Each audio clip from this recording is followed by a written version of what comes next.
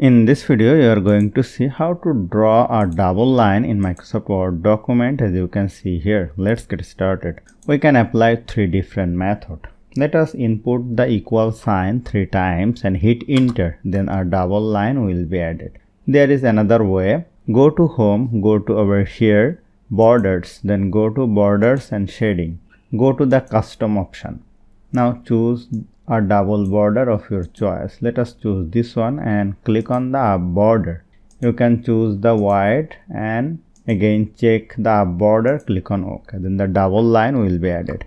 There is another way. Go to insert, go to shape, pick a line shape. Hold down the shift key and drag it like this. Now go to over here, format shape, and here you can choose the fill color.